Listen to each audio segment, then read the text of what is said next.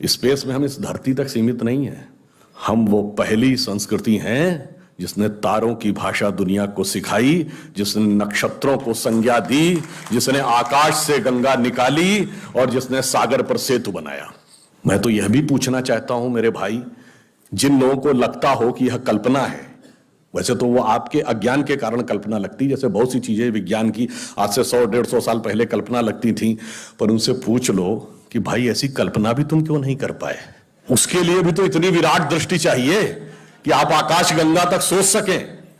तो इससे आप समझिए कि स्पेस में हमारा विस्तार कहां तक था। अब टाइम पे आइए, अभी 2 महीने पहले हम लोगों ने अपना नववर्ष मनाया, तो अभी क्या चल रहा है? ईस्वी संवत 2021। तो किसी का 2021 चल रहा है, किसी का 1400 से चल रहा है। हमारा वैसे टेक्निकली ही सबसे पुराना है 2071, उससे पहले 5100 से अधिक युधिष्ठिर संवत, और हमारा सबसे पुराना संवत क्या है? ब्रह्म संवत, जो 1,97,40,40,28,000 कुछ 100, मुझे एग्जैक्ट फिगर नहीं याद है, वहां तक 1.97 बिलियन ईयर्स। बाकी दुनिया में कोई भी सभ्यता 1000 से ऊपर नहीं जा पाई। किसी संस्कृति में कहा गया 14,000 साल पहले दुनिया बनी, किसी ने कहा 7,000 साल पहले दुनिया बनी, किसी ने कहा 30,000 साल पहले दुनिया बनी। कोई 1 लाख तक भी नहीं पहुंचा और हम 1.97 बिलियन तक पहुंचे। और इसकी प्रामाणिकता क्या है, इसकी वैज्ञानिकता क्या है, इसका प्रमाण देता है दुनिया का सबसे बड़ा कॉस्मोलॉजिस्ट कार्ल सेगन। और ये कार्ल सेगन कोई छोटा मोटा आदमी नहीं था। आप में से जो लोग विज्ञान में रुचि रखते होंगे उनको पता होगा कि first man made object which has gone beyond solar system, सौर मंडल के परे जाने वाला पहला मानव निर्मित उपग्रह वॉयेजर है, जो 1978 में छोड़ा गया था। उस वॉयेजर में एक संदेश अंकित किया गया, उसमें चित्र भी बने हैं, भाषाएं भी लिखी हैं, तरह तरह की वॉइस रिकॉर्डिंग भी है। उस संदेश को जिस कॉस्मोलॉजिस्ट ने बनाया उसका नाम है कार्ल सेगन। तो आप समझिए वो कितना बड़ा और कितना महत्वपूर्ण व्यक्ति था। कार्ल सेगन लिखा है, only the ancient cosmological calculations of Hindus matches with the modern scientific calculations because they went to the billions। और आज हम मानते हैं कि 4.5 बिलियन ईयर है अर्थ की आयु, 1.97 बिलियन हमारे यहां मानी गई। कार्ल सेगन कहता है others were not able to even reach 100,000 and Hindus have calculated up to billions। तो अब ये एक वैज्ञानिक कह रहा है कि हमारा टाइम में कितना लंबा व्याप है और स्पेस में कितना लंबा व्याप है। तो आपको यह समझना चाहिए कि जिसे हम सांस्कृतिक राष्ट्रवाद कहते हैं वो कितना गहरा और गंभीर है। अब मैं आपसे कभी पूछूं कि दुनिया में सभी धर्म संस्कृतियां दावा करती हैं कि हमारे पास बिल्कुल अलग विचार है, हमने बड़ा अच्छा विचार दिया है। अगर हम आपसे पूछें कि हमारी संस्कृति में ऐसा क्या है जो दूसरे में नहीं है, बहुत से लोग कहेंगे साहब उसमें बड़ा सदाचरण की बात कही गई, नैतिकता की बात कही गई। तो लोग कहेंगे ठीक है भाई, दूसरी जगह भी कही गई, शायद कोई फॉलो करता है या नहीं करता। पर मैं अगर आपसे पूछूं कि वो चीज बताइए जो हमारे यहां लिखी और दूसरी जगह लिखी ही नहीं, वो क्या है? आप सबने नाम सुना होगा, Vedic mathematics. Have you ever heard of mathematics as a part of religious text? ये सिर्फ हमारे यहां। गणित धार्मिक पुस्तक का हिस्सा है। Ayurveda medical science, it is globally accepted as a structured medical science, by name itself is a part of Vedas। Medical science धर्म ग्रंथ का हिस्सा हो, गणित धर्म ग्रंथ का हिस्सा हो, ये दुनिया में कहीं नहीं। बाकी जगह विज्ञान और गणित का धर्म से संघर्ष है, हमारे यहां वो धर्म ग्रंथ से उद्भूत हो रहे हैं। ये फंडामेंटल डिफरेंस है हमारे और उनके बीच में। और इतना ही नहीं, मैं कभी आपसे, आप लोगों ने ध्यान दिया हो अगर गणित की जो खोज है, वैसे तो बहुत सारी चीजें थी जो अंग्रेजों के आने के बाद छुपा दी गई, क्वाड्रेटिक इक्वेशन हो, अलजेब्रा हो, ट्रिग्नोमेट्री हो, ये सारी चीजें। मगर एक ऐसी चीज है जो कमोबेश सभी लोग मानते हैं, चलो ये तो मान ही लेते हैं कि भारत ने दिया। वो क्या था? शून्य। अब कहा जाता शून्य किसने दिया? आर्यभट्ट ने खोजा। अरे भाई आर्यभट्ट ने खोजा नहीं, आर्यभट्ट की किताब में पहली बार तुमको लिखा हुआ मिला। अगर आर्यभट्ट ने शून्य खोजा तो बौद्ध मत में शून्यवाद का सिद्धांत कहां से आया? वो तो आर्यभट्ट से पहले के थे। और ये बताइए कौरवों की 18 अक्षौणी सेना से लेके भगवान राम की जन्म कुंडली बन रही थी, वो बगैर शून्य के बन रही थी। वास्तविकता यह है कि शून्य वेदों से निकला और वो इस बात को स्वीकार करने को तैयार नहीं होते थे कि धर्म ग्रंथ से निकलता है, इसलिए उनको छटपटाहट थी, इसलिए वो कहने का प्रयास करते हैं किसी और ने निकाला था। और समस्या क्या है, हमारे यहां तो भगवान राम की जो कुंडली निकली है वो जब नासा के प्लैनेटोरियम सॉफ्टवेयर में डाली गई तो 7114 समथिंग बीसी की डेट निकल आई। अब बताइए, वैसे तो मैं नहीं मानता कि वो डेट सही है, उसके अंदर नक्षत्रों का कैलकुलेशन किया जाए तो बहुत पीछे आएगा, परंतु बताइए उन लोगों ने हमको समझा दिया कि हम अवैज्ञानिक हैं और हम अंधविश्वासी हैं, जिनमें किसी एक के यहां लिखा है कि धरती चपटी है और एक के में लिखा धरती के चारों तरफ सूरज घूमता है। और ऐसे महान ज्ञानदेव पाड़े लोगों ने हम लोगों को समझा दिया कि हम अनसाइंटिफिक थे और धरती को चपटी और धरती को इस सौरमंडल का केंद्र कहने वाले लोग वैज्ञानिक थे। आज भी जब सूर्य ग्रहण या चंद्र ग्रहण होता है, आप नासा की ऑब्जर्वेटरी बताती है ना, 1950 से पहले नासा नहीं था। आप जाके पूछिए, गांव में कोने में बैठे हुए किसी पंडित से कहिए, पंडित जी पंचांग में देख के बताओ सूर्य ग्रहण कब है, और जो वो हमारा पंचांग बताता है और जो नासा की ऑब्जर्वेटरी बताती है, कभी उसमें दिन तो छोड़िए घंटे और मिनट का भी अंतर देखा है? हमारा तो कैलकुलेशन 5500 साल से एज इट इज चला रहा है, और उसके बाद उन्होंने हमें बताया कि हम अवैज्ञानिक हैं।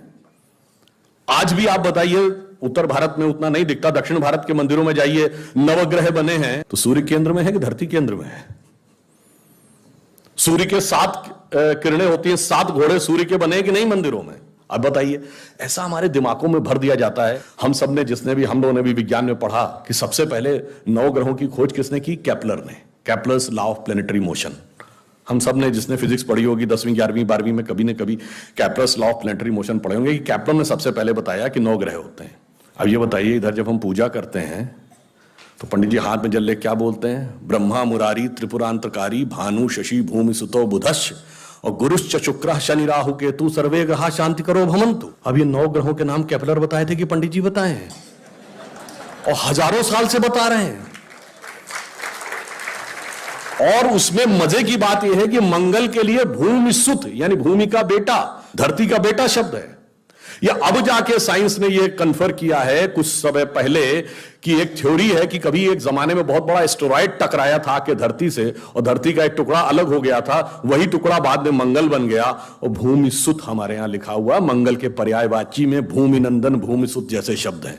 अब आप देखिए क्या वैज्ञानिकता है और कैसे उसको इसमें सम्मिलित किया गया। मैंने क्यों बताया, हमारे यहां विज्ञान और धर्म इस कदर एक मत है कि ये उनकी बुद्धि परप्लेक्स हो जाती है कि कैसे हो सकता है।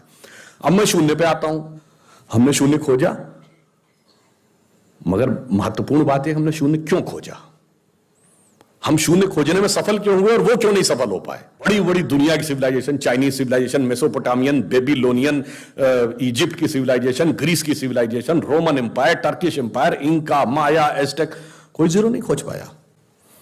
उसका कारण यह है कि जो भी विज्ञान के विद्यार्थी हैं वो शून्य का महत्व समझते हैं। किसी संख्या को आप जितने से डिवाइड करते हैं, x डिवाइडेड बाई n, उसका रिजल्टेंट होता है। जैसे आप n की वैल्यू कम करते चले जाते हैं, रिजल्टेंट बढ़ता जाता है। यानी किसी संख्या को x बटे 20 से x बटे 10 का मान ज्यादा होगा, x बटे 5 उससे ज्यादा होगा, x बटे 4, 3, 2, और जब x डिवाइडेड बाई 1 होगा तो क्या होगा? x हो जाएगा। इसका मीनिंग जानते क्या है? अब मैं आपको बताता हूं ये किस ढंग से हमारे व्यवहारिक जीवन और चेतना का हिस्सा था। आप लोग कभी ये सोचिए कि आपको जीवन में क्या अच्छा लगता है और अच्छा लगना क्या है। मैं बिल्कुल साइंटिफिक एक्सप्लेनेशन की बात कर रहा हूं। Happiness is considered to be an energised state of mind. जब आप खुश होते हैं तो आप ऊर्जा महसूस करते हैं अपने मन में, मस्तिष्क में। अब आपने माना मुझे अमुक गाड़ी से घूमना अच्छा लगता है, अमुक कपड़ा पहनना अच्छा लगता है, अमुक चीज खाना अच्छा लगता है, फला मोबाइल मिल जाए अच्छा, फला जगह घूमने को मिल जाए, से 20 थिंग्स। तो your energised state of mind is associated with 20 things. वो इंटेंगल्ड हो गई है 20 जगह। अब आप अपने मन में सुख के लिए उन 20 वस्तुओं पे आश्रित हैं, तो x डिवाइडेड बाई 20 है। अब मान लीजिए आपने आत्म संयम किया और 5 चीजों से अपना मन हटा लिया, तो x डिवाइडेड बाई 15 हो गया, नेट रिजल्टेंट बढ़ गया। क्यों? वो ऊर्जा जो उन 5 पदार्थों के साथ संलिप्त थी वो आपने बचा ली, तो वो आपके अंदर रह गई, तो by law of conservation of energy आपका एनर्जी लेवल बढ़ गया। जब आप x/10 पे आ गए, एनर्जी लेवल और बढ़ गया, और संयम किया 5 चीजों पे आ गए, एनर्जी लेवल और बढ़ गया। अब इसके आगे की यात्रा जो 5 चीजें हैं, उसके आगे की यात्रा x/5 के ऊपर की यात्रा थोड़ी कठिन चुनौतीपूर्ण है, ये सिर्फ सन्यासी कर पाते हो। 5 चीजें क्या हैं? भोजन, वस्त्र, आवास, श्वास और ईगो, अस्तित्व। तो सबसे पहले क्या छोड़ते हैं? आवास। कहते हैं ना कि करतुल भिक्षा तरतुल वास। अब सन्यासी का कोई घर नहीं होता, तो x/4 हो गया, independent of house, no need. फिर क्या आता है? वस्त्र छोड़ते हैं, नागा साधु या दिगंबर जैन। अब चेतना उस अवस्था तक पहुंच गई जहां दिशा ही आपको अपना वस्त्र नजर आने लगती है, x/3 हो गया। अब भोजन, अब कॉन्शियसनेस उस लेवल पे पहुंचती है जहां पर उसको ऊर्जा लेने के लिए पदार्थ की जरूरत नहीं है, वो सीधे कॉस्मिक एंगल से एनर्जी ले सकती है। जैसे आपने सुना होगा, बहुत से ऐसे महात्मा होते हैं महीनों महीनों तक नहीं खाते। वो एक स्टेज आती है जब आप उस अवस्था में पहुंच जाते हैं कि आप सीधे कॉस्मिक एनर्जी को ग्रहण करने की स्थिति में आ जाते हैं, आपको मटेरियल एनर्जी की जरूरत नहीं। तो x/2 हो गया। अब है श्वास एंड योर एग्जिस्टेंस। जब तक मेरी सांस चल रही है तब तक मैं हूं, पर जिस क्षण आप श्वास को भी नियंत्रण करने की क्षमता प्राप्त कर लेते हैं, your consciousness become independent of your breathing. मैं चाहूंगा तो मेरी सांस चलेगी, जब नहीं चाहूंगा तो सांस नहीं चलेगी, फिर चाहूंगा तो सांस चलने लगेगी। यह अवस्था होती है समाधि की अवस्था। तो आप x/1, तो x/1 is equal to x। अब आपने आत्म स्वरूप का साक्षात्कार कर लिया, परंतु एक चीज रह गई, मेरा एग्जिस्टेंस, मैं एक एंटिटी हूं, मैं एक व्यक्ति हूं, मैं एक पुरुष हूं, मेरा नाम है, वो तो है ना। जिस क्षण आप अपने कॉन्शियसनेस को अपने एग्जिस्टेंस से इंडिपेंडेंट कर लेते हैं, तो n की वैल्यू क्या हो गई? 0। तो x/0 is equal to infinity. तो अनंत की यात्रा शून्य से होकर जाती है, और हम अनंत खोज रहे थे, इसलिए हम शून्य को खोजने में सफल हुए। यह मूल कारण है कि हम भारतीय शून्य को क्यों खोज पाए।